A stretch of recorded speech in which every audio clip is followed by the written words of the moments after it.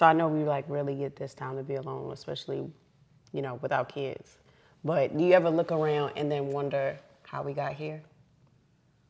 Yeah, I think it was hard work, dedication, discipline. That is not how you would normally answer. That is not. That's definitely what I think it is. How do you, like, if you think about it, right? Like, how often do you, like, with our busy day, with everything going on, sit around and think about that? How often does that come across your mind? Well, I don't. And I was thinking about this the other day where, I feel like I put these systems in place that I don't have to think about it. I planned so far back when I initially got back initially on this journey. And I just said, all right, well, if I do the right thing over and over and over, then eventually good things will happen. So I don't sit around and think about, man, I do sometimes think about, man, we've come a long way. But I don't just dwell on it because I feel like the system that I put in place or the system that we worked on and put into place together, that it just kind of works. I feel like I have a lot of moments where it's hard not to think about what it used to be. Even before us, though. Like, what I'm talking about is, like, growing up. What was it like? And what you experienced. Sometimes I just look at you and I think, if my old self could see myself today, like, would I be shocked? Would I then think this is exactly what I expected all along? I don't really know. Yeah, I think, if you look back at your story, and I'm sure you think about your story all the time, the way you grew up and how much it contrasts to how you live now. Like, what were some of the big things that you thought about or experienced growing up that, you look back now and say to myself, wow, I didn't know if that was going to happen, or wow, that did happen?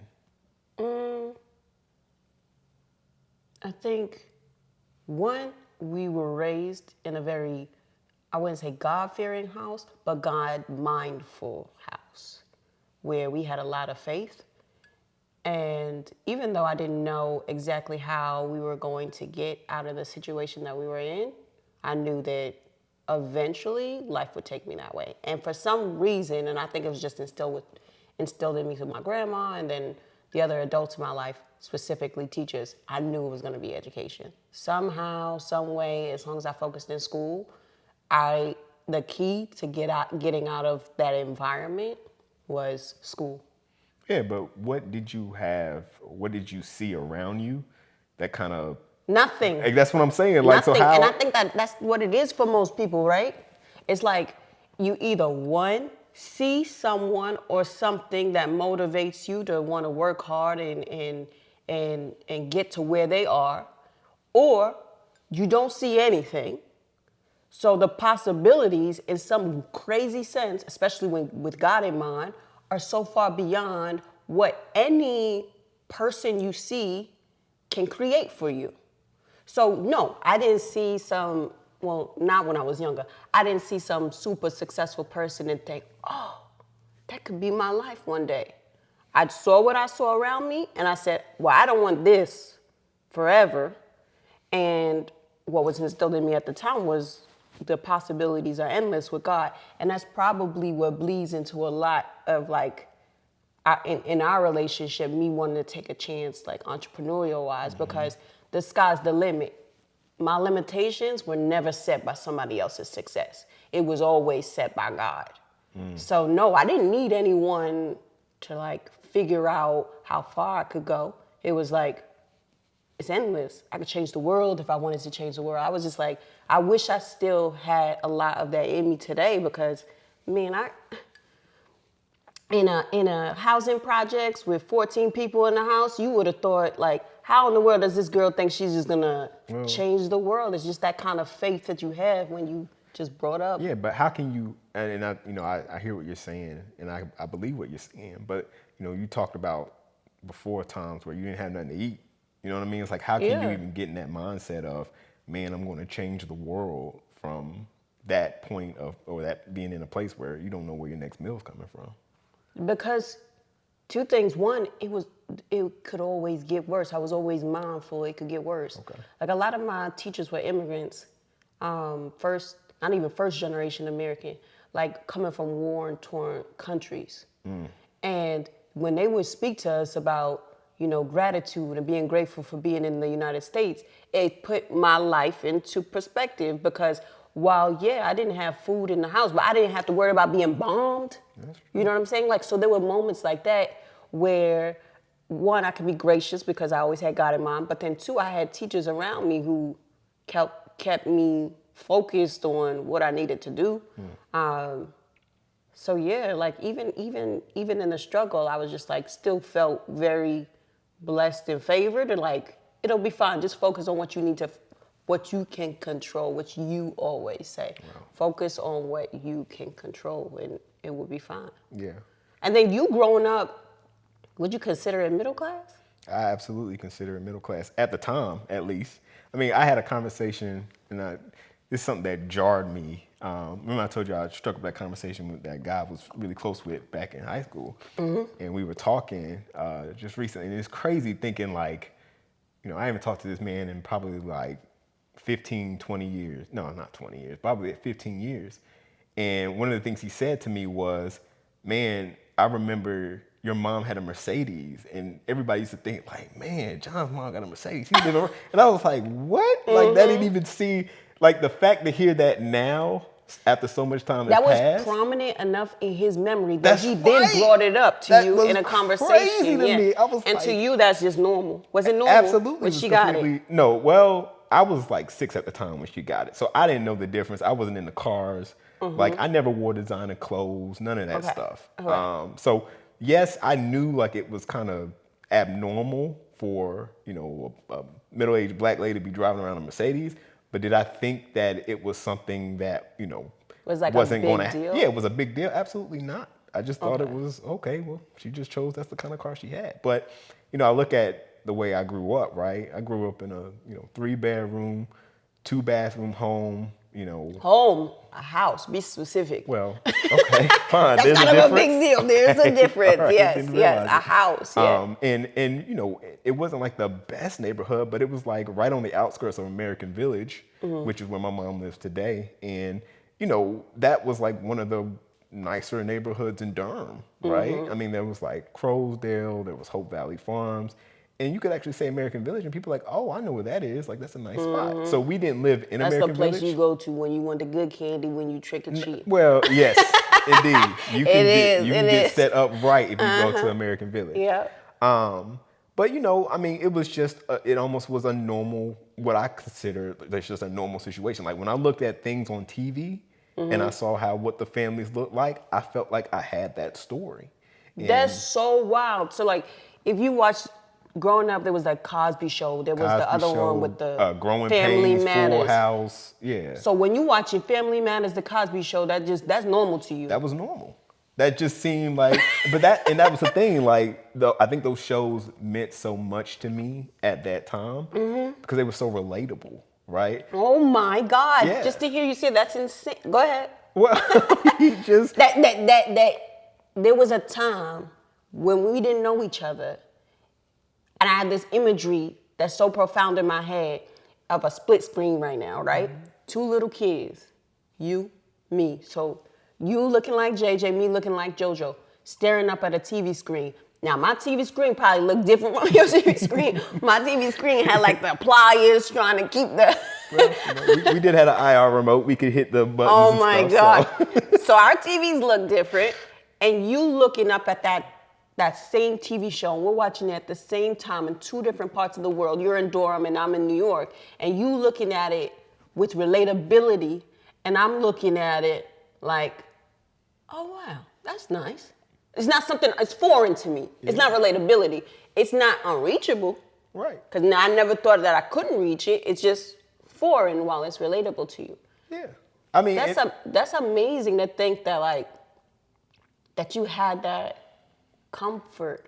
Well, and that's the thing, right? So, and I go back to thinking about, when I grew up, my parents divorced when I was pretty young, but even through all that turmoil and everything that, our household went through, financially, was never really impacted. I never knew none the wiser. I didn't have to, move away. My mom didn't have to sell her home. She didn't have to sell a car. My dad was able to get another home. It was in a relatively safe environment. And if you wanted money, how did you get it? And if I wanted money, well, when I was younger, if I wanted money, I could definitely ask them for it. I could do some chores, and they would have it available. Okay. Now, as I got older, I had to go and get a job, and I got my first job working at Kroger. Well, I don't know if Kroger's around anymore, but it's not in here. But no, I mean, I remember that, and I remember watching, growing up, both my brother and sister, they got jobs about as soon as they turned either 15 or 16. My brother worked at a place called Tallheimer's, which I think was a precursor to Hex, which was a precursor to Macy's. And then my sister worked at Harris Teeter. Mm-hmm. And so all I saw them working. People growing up, I was like, oh, that's, what I have to do. It just seemed normal to have to go get a job once you turn a certain age, especially if you had a car, because, my parents weren't paying for that. Well, my parents did pay for my car, but they weren't paying for like the maintenance and stuff like that. So in our household, when we grew up, we just knew that working was just part of what it was. I mean, we had to balance that with education, but since even when I used to go help my dad cut grass, like he was like, all right, I'll pay you a couple of dollars, but you're gonna sweep up these, these leaves or this grass that I've cut. That's why you hate cutting our grass? No, I love cutting our grass. It's just, it takes so long. That's what it is. Okay. But yeah, I mean, like, when was the first time you actually made $1? That I made $1? Yeah. Or how did you get money? How did I get money? My grandma gave me money. Okay. Like if I asked my grandma for like 50 cents to go to the store or whatever, she'd get the money. I don't know when my grandma was getting the money because I never saw my grandma work. But then again, I was one of the youngest, so Sure. She was much older when I'm like a young child at that time. So no, I didn't know where folks were getting money for the most part. Like some of my siblings had jobs like at the Victoria's Secret or the grocery store. That was a big one. I remember like 2 of them worked at the grocery store, but they never lasted long. It was always like a few months. When I saw money come in the house, you know what I remember? Did it go right back out or? No, well, yeah, it went back out again. These little blue envelopes. And I feel like if I'm talking to somebody who grew up like I grew up, I don't even have to say anything else. They know exactly what I'm talking about. What's the blue envelope? Social Security. Oh, okay. They used to come, now I feel old, they used to come in a blue envelope. And it was the first of every month. Oh, and wow. you'd wait for the mailman. Like people were downstairs waiting on the mailman. Like I don't know how the mailman didn't get jumped on his way. Well, the checks are probably made out to the people. Yeah, but I'm sure you can figure out a way to get it. But he used to show up.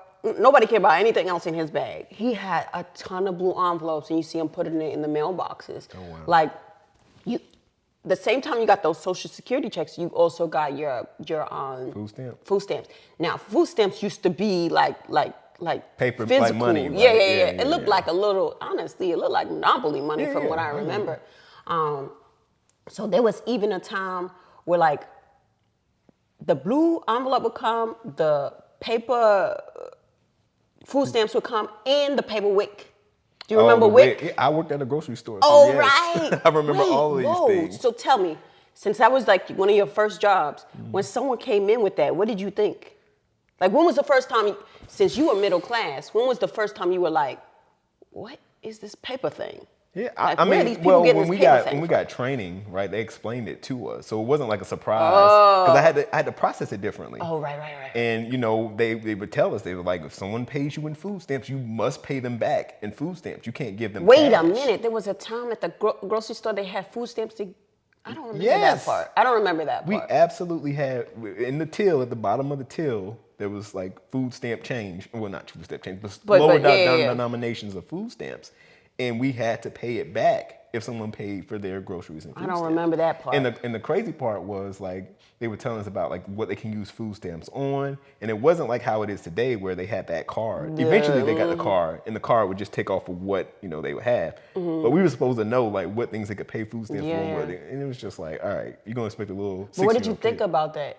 Was it just more like, oh, I'm learning about something, and no, it didn't even dawn on you like, why do they have food stamps and I don't? Well, that's a great question that I've never really thought about. Like, I know now that I'm more aware, like, what that means. I think back then, like, I didn't think twice of it, right? Like, I just think, oh, well, they get food stamps, they need to pay for their groceries this way, and that's how it is. Like, I never walked down or there was tried no to think connection of through, the economics behind that. Yeah, right. yeah. Because I'm sure I'm went to school with kids who probably use food stamps. Like, I know I went to school with kids who had like the free lunch and the free breakfast, but I didn't think twice about it. I just thought that that's just kind of how that works for them.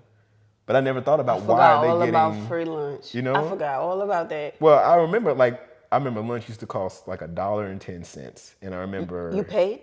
Yes, every single time. Was it what, like the full amount, or like? It was a full. I paid. It went up to $1.50, and I remember my mom used to give me, the $2 because I could get the $1.50 for lunch and the 50-cent ice cream. That's why I had the $2, and then I had the ice cream with the little wooden spoon. So I do remember every day she giving me my lunch money, in the days that, I might forgot my lunch money, like she would bring it up to the school. Like, and this is what I'm talking about. This is why I felt like my situation was like middle class, because I never had a point in time growing up where I wanted for a necessity. Like, but was it sheltered too? Like, did your parents not tell you about other people and how other people live, or they just shielded you from that? I feel like your father kind of talked about how he lived. He talked about how he grew up, but that was the past, right? Oh, you didn't envision that was happening now. No. Oh my goodness. No, I figured, I don't know. I guess I did grow up relatively sheltered in a lot of ways, and I think from a financial standpoint, I had kind of set up in my mind, like, this is the lowest level it should be. You know what I'm saying? Like, this is kind of like where you're starting at, and then anything. And you didn't imagine anything less than? I've never imagined anything less than what I grew up in. So I've never thought about, oh man, I'm gonna have to figure out where to get food from, or oh man, I need to figure out how I'm gonna pay for rent. Like, never had that once come across the table for me. So that was like my bottom. That was my floor. But your floor, not only that, but you projected that outward. Of you course. assumed it was everyone else's floor? Well, I don't know if I projected it. Did you understand that there were people who... I've always, everything that I've kind of constructed, I've always just set for myself. I really, like, even in comparison with, other people now, like, I might do that a little bit now, but back then, especially back then, like, I always used to say, is this the best that I can do? And I was it's kind of being a little bit selfish, but I always just thought about, well, this is just what I do. Like, I don't know what your situation is. I don't know what that other situation is, but this is my situation. This is what I'm doing. So I never once thought about, okay, why does someone else have to pay for free lunch? Why does someone else get free lunch? As a child, you never thought about it, but as an adult, do you remember this time or any period in time where you're like, whoa, there's people with different socio-economic statuses altogether? Like, when did you first understand that concept? Probably post-college. Post-college, yeah. really? I mean, think about growing up, right? So I went to like a middle of the road school, right? It wasn't the best and brightest. We had some pretty bright people come out of my high school, but it wasn't the best and the brightest. It sure wasn't, the worst of the worst. I went to a very good college in the middle of, Black Mecca, right? Atlanta, where my circle who I was around all came from well-to-do, because they all went to the same college I went to. They all came from well-to-do. Like, when we went over to their houses on Sundays, or when their family came over, it was always them bringing food, or, it was a very similar experience to mine growing up. And then it was only when I got out of college, when I started living on my own, that I started to realize, like, oh, okay, I'm paying for all this stuff now. Man, if someone doesn't make this amount of money, how in the world can they survive? They're gonna survive? Yeah. Right, but that's a long time it takes for, someone to actually get, awareness to think that, okay, there's other financial situations besides this middle class that everyone is saying that they're a part of or striving to be a part of. Like, when did you feel like you got wokeness to birth? I came out and I was like, this doesn't seem fair. Right. But that's crazy. No, though. Immediate. Yeah. Well, and you went to boarding school, so you was around a ton. So that was 14. Right. So really, a lot of this experience that that have cemented me, who I am, created, confident me, created insecure me. All of that was prior to 14. And they say that. They say like the first 6 years of a child's life, like make it work, because that cements who they are for the most part. Obviously, if you go through traumas after you're 6 years old, that can change who you are as a person. Sure. But for the most part, they say that first 6 years of life that cements who the person is. Sure. Those 6 years were cemented in survival, cemented in faith in God. Mm-hmm. Like, that's what that was. Boarding school was just like a way for me to figure out who I am in spite of. Who you are in spite of. Yes, who is Candace in spite of struggling, in spite of living in the projects, in spite of not knowing when the next meal is. Who am I in spite of all of that? That was boarding school. The answer to that came out of boarding school, because I'm now faced in an environment with other people with beyond means. You're talking about politicians' kids, diplomats' kids, and then little old me up in there. Like, how did that even happen? Like, we'd have like spring break. Your normal. Right, everybody going to school. Yeah, they talking about. I'll never forget this. There was a kid in my class. He said, we were sharing where we were going for the holiday. I'm going back to the hood. I don't know where y'all going, but I'm going back to the hood. This kid said they're going to their private home in Vieques. You know where Vieques is? You said Vegas? Vieques. Oh, I thought you was like Vegas. Oh, all right, cool. No, not in Vegas. No, wow. It's an island off Puerto Rico. What? So, for me. This is a 14-year-old saying this? Yes. For me, it triggered something, because my dad immigrated from Puerto Rico. Sure. So all I'd known about Puerto Rico was that my dad came from there, and then somehow met my mother, and then here I am.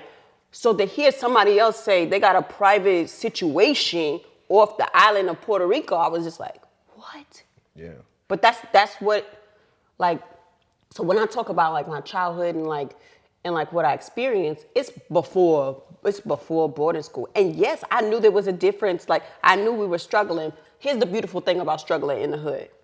We all struggling. We all struggling. And yes, there's huge downsides to struggling, right? No food, barely any food. Sometimes violence comes out of it, right? Because we're all trying to figure it out and trying to survive. Exactly. But what else comes out of it is that everybody's on an even playing field, and everybody comes to each other for support. Like, I remember we barely had food, and this lady came to our house, and I'll never forget it, asking for food. And my mama cleared out the freezer of chicken and gave it to her. Wow. This is That's one crazy. Poor person giving another poor person food. You see what I'm saying? Like, it's just like. Well, I'm gonna just side note on that. I don't think they would do that today. Like, I don't think people. You don't think so? I think people are so self-centered today that I'm not even sure that they would do that. I think so. I do. Maybe if they experiencing the same level of struggle, but. I do. I think when you've experienced the same level of struggle, that's the key. That's the key. We're both all hungry. We all know what that hunger, pain feels like. And to see this woman come to your house with enough courage to say, can I have food? You don't think about it, because somebody come through these doors asking for food. What? You would think they were crazy. They're about to rob us or something. But in the hood, it was different. It was just like, there were these unspoken laws about things like feed people's kids. It doesn't matter what the strife is between this family and that family. If you're hungry, you feed each other. Like, that's just what it was. Wow. Not only that, we had a whole different level of like exchange, like monetary exchange. Like, we would take, I'm probably gonna go to jail. We would take, we would take food stamps and you exchange it for money. Yes. So like I had a person who had cash to do this? Yeah. People have cash too, because Social Security, we were still getting cash. People were working. Sure. So you could exchange, I swear it was something like, Listen, I learned about exchange and currency exchange very Way early in early life. before you even got the dollars and cents. Exactly. But you would exchange like $1 in food stamps for 50 cents, basically. Okay. Or like $1, an actual dollar for $2 in food I got stamps. you. I got you. So y'all had that kind of set up. Yeah. You can trade with people. Okay. Yeah, because you know a dollar's gonna go further than a food stamp dollar. That's true. So Because you yeah, can spend it definitely anywhere as opposed to spending food exactly. stamps, you know. So I was always, to your question, I was always conscious of like the scarcity of food, money, basic things.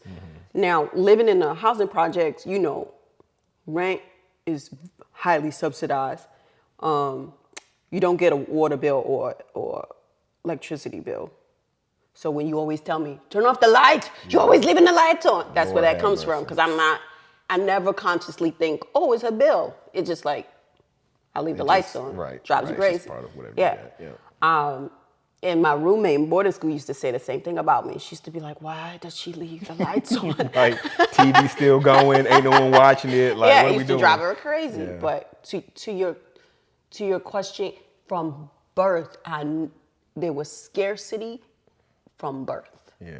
And, you know, I think you said something earlier about like how much religion played. And, you know, I look back, you know, I grew up very religious home.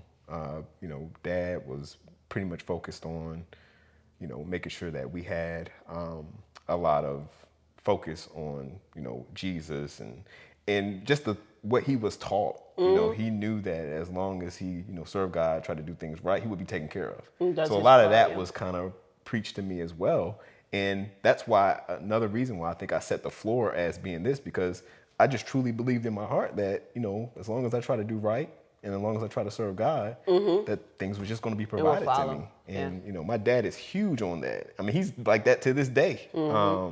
So, you know, I think that's another reason why, you know, I guess my outlook or experience, like I never like judged other people, but I didn't know what their situations were to understand, you know, why their lives were like that. Like for people who had more than me, I never knew what they were doing. And for people who had less than me, I never knew what they were doing. I just knew what I was doing and I knew I was taken care of. And that was kind of like my main focus at that time.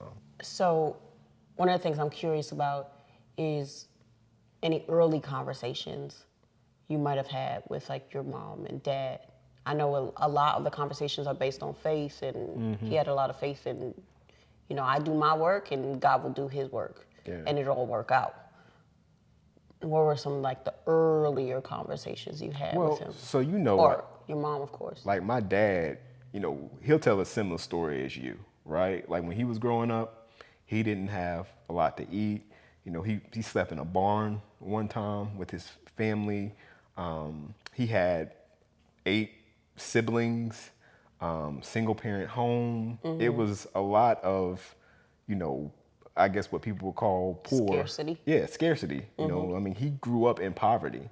And one thing he told me is that, you know, throughout all those times that he's gone through those, you know, period of scarcity and not having food, that he never stopped thinking that God wasn't going to take care of him. Like he always believed that. And, you know, he had one time when he had food poisoning, he got to his deathbed and he said that, you know, as long as God, I'm gonna make a, you know, promise you if I serve you, please get me through this. And ever since then, he feels like since he made that kind of, I don't call Commitment? it that, commitment, that's a good one, that he's gonna be taken care of. And I think that has applied to him looking at finances as well. Because my dad, he's not a big saver. You know, he's not a big investor. He's just a person who works his 9 to 5, wanted to get retirement, got the retirement, and he has enough to live now. So, you know, I think back about how different my 2 parents were when it came to that, because I feel like my dad was the spender and not the one as concerned about the future, since he knew God was going to take care of it. Whereas my mom, she was the planner, right? So my mom, I would think she kind of grew up in a middle class household, both parents in a home. They had a pretty nice house. You know, I wouldn't say they were like the rich kids of their neighborhood, but, you know, they always had, they never went without. Scarcity wasn't it was not that a was second not one member of the of the things family, yeah. to worry about Yeah. for them. So, Yeah. you know, I think she's taken that going forward. And I feel like, you know, I have a more combined approach, but if I had to lean one way, I lean closer to the way my mom had taught me, because, you know, she didn't know much about finances, but what she did, she put in practice. So, you know, as she, Like what? like she used to buy savings bonds, right? Like, remember I told you about the savings bonds she yeah. bought, and, you know, of course there were probably better things out there, but this was the time pre-internet, and, you know, they weren't quite teaching. The fact that she had the means and then she did it. That's right. That's huge. That's right. Yeah. So, you know, I think that, you know, disparity between the two, how they proceeded or did finances kind of Very differently. very differently, and I think that kind of was a schism between the two. But, you know, at the end of the day, you know, I think I learned a lot from it and was able to take that. But what about you and your family when you were growing up? Like, what was your thoughts of your parents using money and things of that nature? So my dad was an entrepreneur. He Right. never worked for anybody. I never saw him work for anybody. He was an electrician by trade, and he would make these little flyers. He would have us go in the neighborhoods, putting it on the doors. So that's what I saw. I never saw him with a 9-to-5 job, which probably explains why I am the way I am. My mother, I never saw her work because it's 14 kids, so how was she gonna work anyway? Right. So that She's didn't watching kids. spark me as strange or different in any way. It was just like she stayed at home with the kids. And then she passed away early on, so I only had 7 years realistically with her, and I didn't see her work. The few times money topics come up were the beginning of the month, when the checks come in, the illegal exchange of food stamps to cash. And then the end of the month was major. We Why was that? always seemed to run out of money at the end of the month. Like run out of food and money? Food or? and money. So it was like there's such distinct moments of like, okay, what do we do with what we have now, what little we have now? Why it wasn't planned out so it could make it through the month? I don't know. And it's naive for me, I feel like ignorant of me to say like, why wasn't it planned out properly so you could stretch it? With what little they had and how many of us was in the house, I'm surprised it even got past the first week, to be quite honest. Sure. But the end of the month was major because you're running out of money, you're running out of food. So now you got to get real creative with what's in the cupboards. That's why I used to always say to you when we've had moments where we didn't shop because of whatever reason and a snowstorm hits, I'm like, we're fine. I just need a couple cans. You always get some pasta, some butter, and some lemon juice. Yes, I can make it work, exactly. Oh, geez. That's what the end of the month was for us. It was so customary that would happen where for some reason the cans that we used to get, it was probably the WIC cans, the labels used to come off sometimes. Okay. So sometimes we would have cans in there with no labels. So at the end of the month, I think my mama made this game up. This is really quite sad when you think about it, but they made a game up where when the labels would fall off, she would say, "It's the surprise can. We don't know what we're getting." And like, we would guess, what could it be? And everybody wanted it to be, at least I did. You remember, what was the guy's name with the ravioli? Chef Boyardee. Yes! I used to want it to be Chef Boyardee so badly. You get Chef Boyardee with WIC or in a can? Yeah, I think so. Oh wow. Okay. Okay. I mean, I used maybe to it was love the Chef bootleg, Boyardee. Chef Tyrone or Listen. whatever it was. Chef Ty. Maybe it wasn't Chef, but it was our version Sure, of it, sure. right? But it was heavy on your stomach. Oh yeah, for sure. So it made you feel like full for a longer period of time. So you wanted that can to be Chef Boyardee. The last thing you wanted was a can of peas or something like that. So it was such a distinct moment every end of the month that this would happen where run out of food, you get the can without the label, you hope for something great, or there used to be trucks that came into the neighborhood and you can get food off of the truck too. So like how did that Like work? nonprofits. Okay. Nonprofits would come to the neighborhood and they would have these prepackaged things and you would just line up. And there was like 14 of us.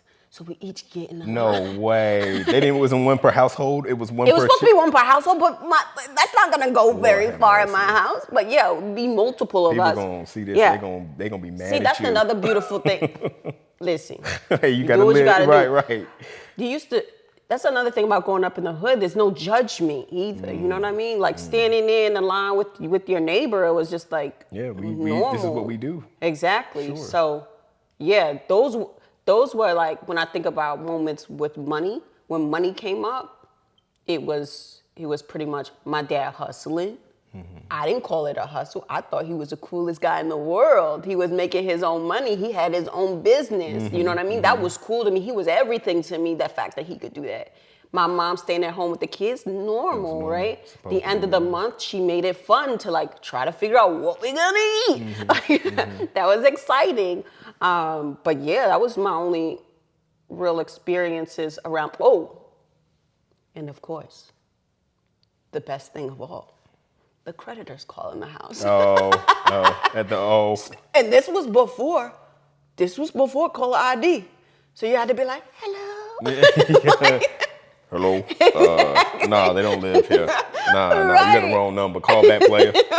Right. So then there was that too. It was Wow. like creditors would call, you just hang up, and they call back and you hang up. That's crazy. Like I never once ever dealt with like a creditor. Like I think even in my adult life, well, no, I have had to deal with a creditor one time. But like just as a child, like that was not normal to me, right? And Did you know what a creditor was? I had no idea. Okay. I had no idea up until the point where I had a credit card and, someone called me and they were telling me, oh, you didn't miss the payment. It wasn't that I missed the payment. I just forgot that the payment even exists. So it just went on. But yeah, I mean, as a child, like that, like people who call your house was like family or friends, right? Like it wasn't nobody calling for business. Asking about money. Asking for money. And I was thinking about, like it seems like how you grew up kind of reflected, like the thing about the hustle mentality, things like that. Like when I grew up, like my mom, I would say she was the clear breadwinner of our home. She had the 9 to 5 and she would, work the late hours and, she had the benefits. So to me, that was normal. And that's when I grew, like the way I grew up now, the way I am now is I look at having stability, right? I look at having a job that pays very well, that gives you benefits, allows you to bring stability into a household. So that's why, like I know sometimes when we, talk back and forth about like entrepreneurship and things like that, I'm like, I think I'll be all right working this 9 to 5, just because that's what I saw with my mom.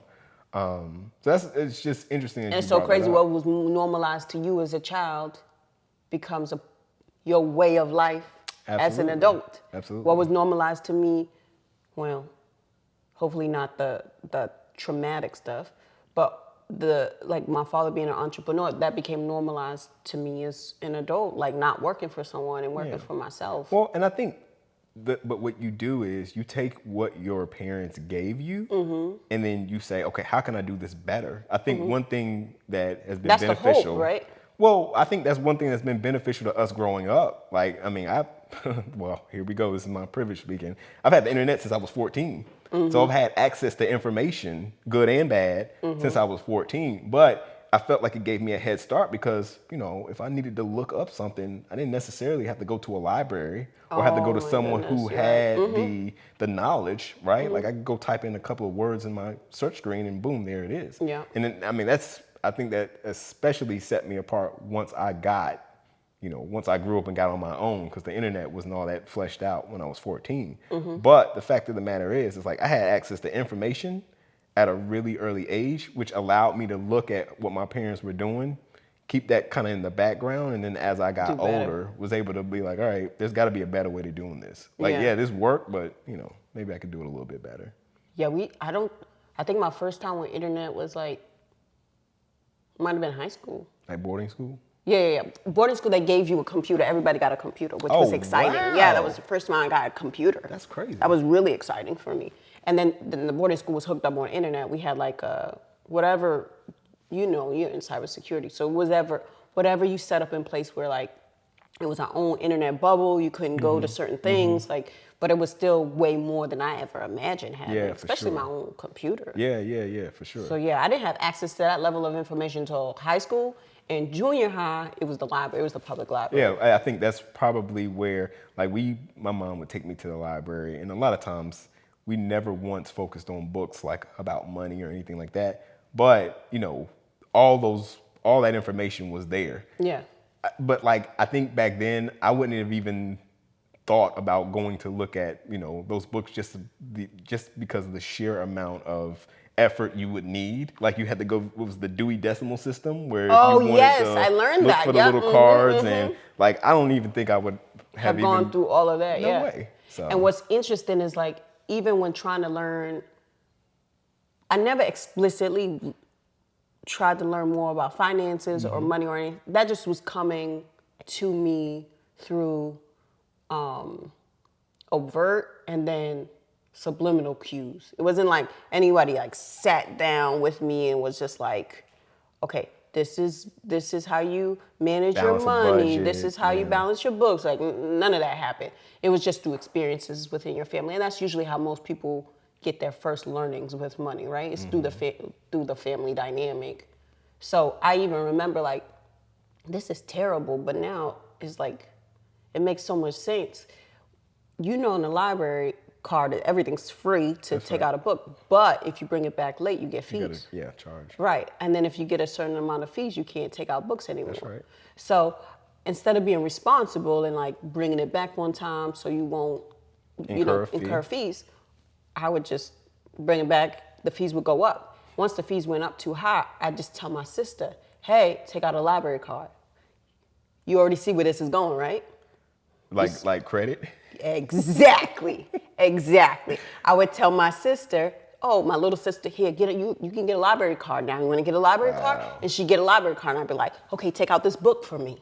And you see how that then starts this system of lack of accountability, allowing. All you had to be was disciplined enough to bring the books back on time. Exactly. Yeah. But it's like lack of accountability. Now you're using familiar relationships in order to get credit. Did the library ever call y'all? Like, call your house and be like, look, this book is overdue? I'm sure we did. We treat them just like the creditor and hang up the phone. Hey, oh, sorry. we don't have no cards there. Gone. Exactly. I don't know where your books are. Right. Oh, and the day DVDs came out. You ain't seen them DVDs again. That was just one time. You better get it at the first, because after that, you ain't getting it back. But isn't that crazy how, and I never thought about it. I never thought about how growing up and seeing how irresponsible, because even with a little bit, you could be reckless and irresponsible. Oh, for sure. Right? For sure. And that's what they always say. Even with a little bit, if you can't be responsible with a little bit, how can you expect God to give you even more? Exactly. And it's so true. Because even in the smallest of means, look how it was abused. Absolutely. Look how you get free books, access to information. You can take the books out. Instead of bringing them back on time, you're late. Instead of, doing what you need to do, you're exacerbating your situation, making it worse. And then not only did you make it worse, then you got your little sister involved. Right. Now you asking got her to open part of the system as well. I think that was probably my first experience with money. Through the library books. Library card, yeah. Well, and I mean, like, but how much of that do you attribute to what you saw versus like what? Because you might have thought that was normal because that's what you saw in the environment that you grew up in. Yeah, we work the system all the time, right? You work the system as much as possible. But yeah, a lot of it had to come from what I saw. Yeah. But I don't like saying that either, too, because I knew better. No, actually. Did you? No, that's a good question. Did I? Did I think it was wrong? No. Right. Did I think it was smart? I sure did. Okay. I thought it was ingenuity. And that's the scary part. At some point in my life, it switched from ingenuity to now this doesn't feel right to I'm hurting myself and I'm hurting others. There was a period where that kind of growth was happening. And for some people, It never happens. Exactly. It never exactly. happens. But that's that old saying, like, if you know better, you should do better. I think people still know better, but it's just like, well, this worked for me up until this point. Right. So why would I change something that's worked? And, a lot of that is uncomfortable because now you have to accept that what you were doing wasn't necessarily right. And now you have to do something that's out of your comfort zone to kind of make it right. You know what I mean? And I guess what motivated you, like, what do you think was your source of change and to recognize, okay, something's not right about what I'm doing? About the lack of accountability and not doing things on time. Listen, I want to be able to say, there was this one moment where you whatever. just woke up. But I still deal with it today. The Sure. lack of accountability. And what the lack of accountability and lack of discipline then does to my inner circle and how it hurts them and impacts them. And for me, and maybe it's like a woman thing, I don't know. But for me, when I know I'm hurting the people that I love, that's how I change. I know some people say, you gotta want it for yourself to do it. I found far more motivation when I know it hurts someone that I love to change it before I change it for me. Really? Yeah. Like, see, like, It could be the communal thing. Remember how we were talking about how we were raised, and you said, I focused on my family, what was happening here, and that was the baseline. Yeah. And then I said, in the hood, it's real communal. And maybe that's where that comes from. It's a communal thing. If you're raised in a very communal place, then when you hurt other people, you're like, oh, I shouldn't do that. It's less about you hurting you or progressing, you the individual, that like individualistic environment that we live in on a macro level, on a micro level, it was very communal. So if you could show me I hurt somebody, then it created pause. But I can't say. I can see it, and see, I think that was the thing. Like, I grew up in a big family. No, my family was small, but our extended family was huge, and we all lived in Durham, right? So we were all in the same spot. But I think one thing that my mom, she always reiterated to us was, you got to take care of home first, right? So, like, she was always used to tell me, she's like, how can you build somebody else's home when you don't have nowhere to sleep? You know what I mean?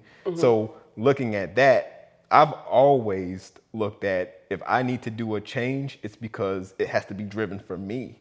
And again, like I said, this could be kind of selfish, but I always tell you about, like, in my mind, I have this ideal Jonathan. Like, I have this ideal man that I'm striving to be.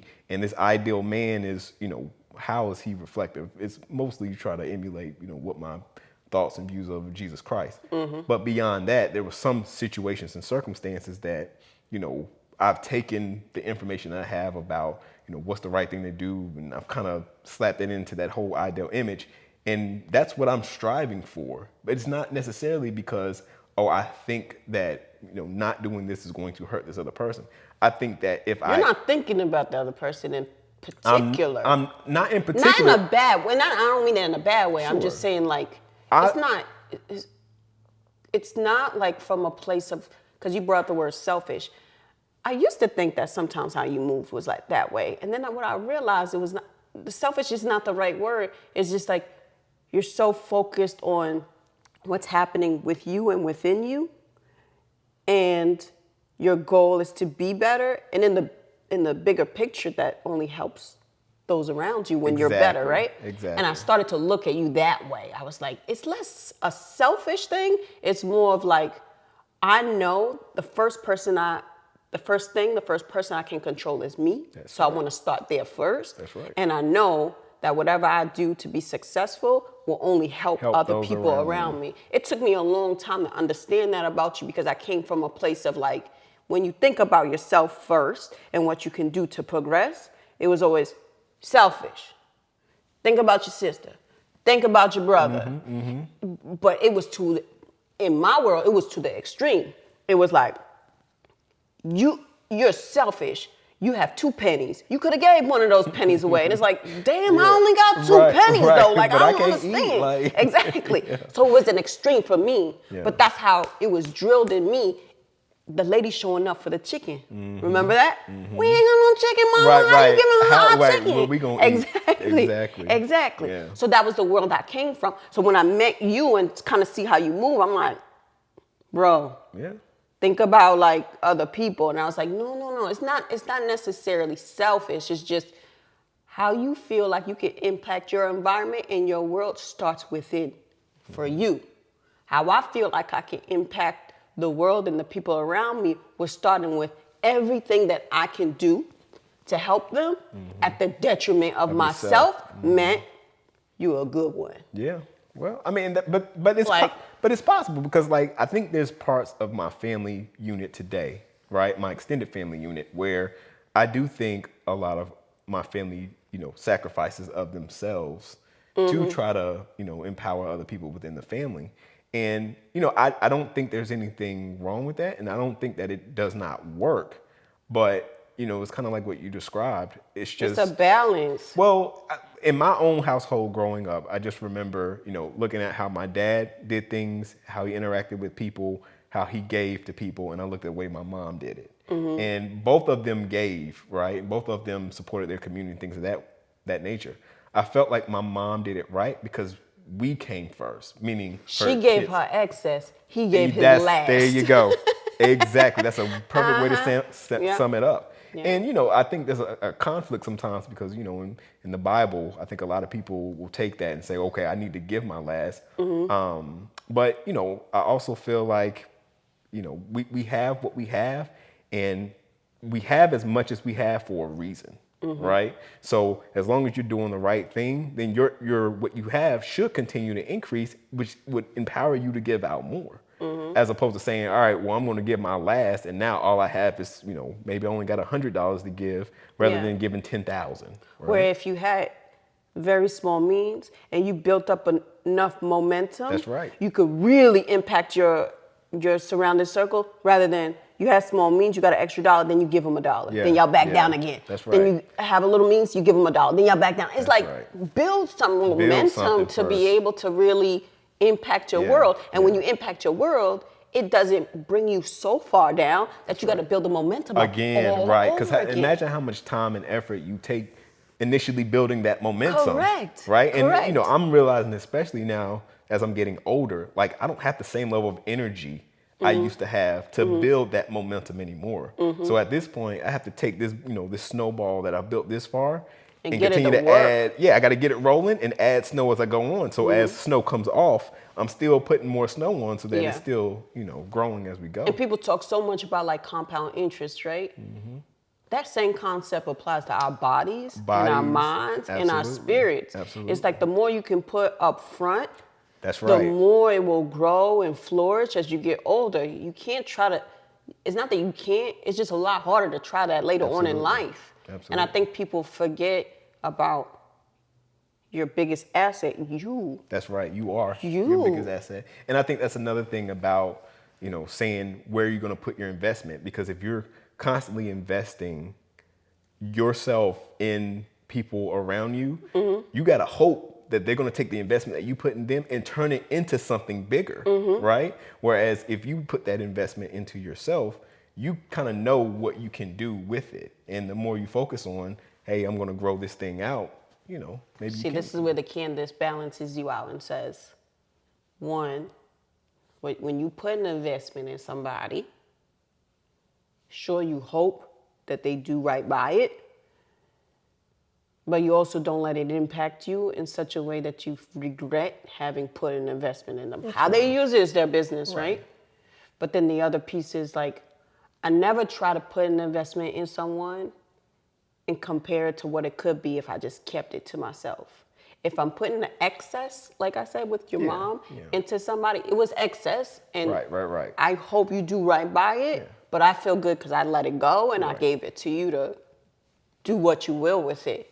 So I think it took me a long time to get to that place of like, don't give your, like literally Last. your last. Like, how, you're actually hurting that person. Because if that person depends upon you or you're part of their circle and you give them their last, and then now you're down and out for an extended period of time, they have one less person now. And if you just built up yourself to a place where giving that same amount is not as impactful. It's an excess. It's not as impactful. You're still in their world. You're still supporting them, and you can still give. Hopefully, obviously, they're growing too at the same time to do the same for somebody else. But you're actually hurting them when you're doing that, and it's hard for that person to see that sometimes. And sometimes you get bit by the person that you're trying to feed because they're like, you could do more. Because whatever they see around you, like in our world, I'm sure people see like, man, you could help out more. That's right. And it's like, you don't know what my situation is to understand what I can do.